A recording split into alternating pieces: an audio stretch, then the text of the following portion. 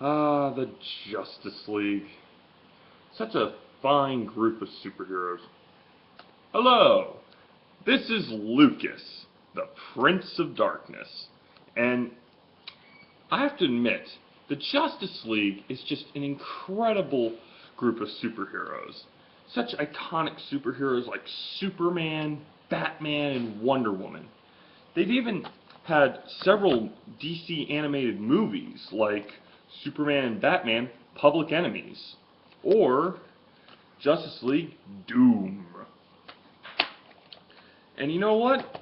If you're a DC fan, you probably know that they're coming out with a new movie this year, here in July. That movie is Justice League Gods and Monsters. Now, when I first heard about this movie, I didn't know what to expect at all. It was a bit of a strange thing when it was first being talked about because a lot of people were complaining. They were saying, oh, they're making a darker Justice League. And I thought, what's the big deal? The New 52's been doing a darker Justice League, darker Superman, darker Wonder Woman, darker Batman. Of course, it works really well for Batman because he's Batman.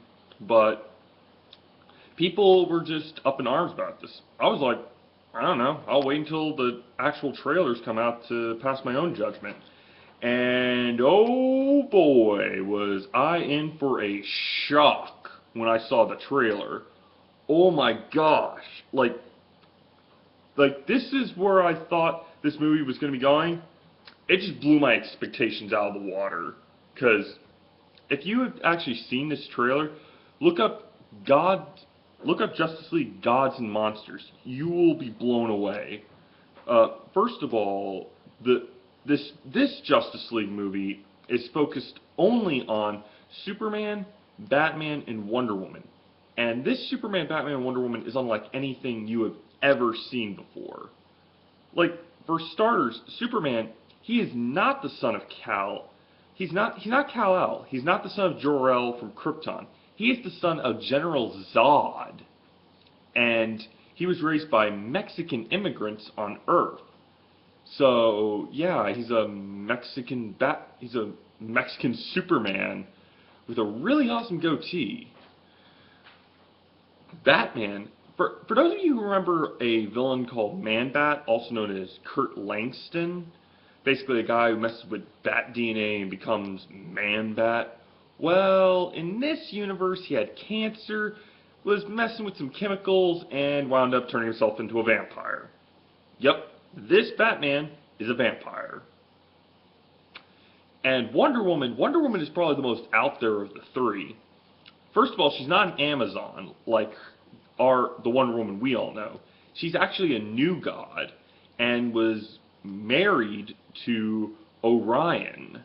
Now, for those of you who don't know who the new gods are, just think Darkseid from like the Justice League movie War, and you'll get a good understanding of what I'm talking about left and right. Hey, I could probably do a video on that later. But needless to say, basically these three completely different versions of the famous Trinity of Power is the movie is about these three being framed for a crime they didn't commit. And it's kind of hard for them to clear their names, seeing as they're kind of a very brutal version of the Justice League that we all know and love. All in all, this movie looks really interesting. The costumes are so different that you don't even recognize these characters. And to be honest, the movie just looks overall interesting. And so all I'm saying is that until this movie comes out in July 28th, which is when they said this movie was coming out, I'm actually looking forward to it. And maybe when it comes out, I'll give a review on it. So until then, please like and subscribe, and ask in the comments, do you want me to do a review on Superman, Batman, Public Enemies, or Justice League Doom? Well, anyway, this is Lucas Donwick, the Prince of Darkness, signing off.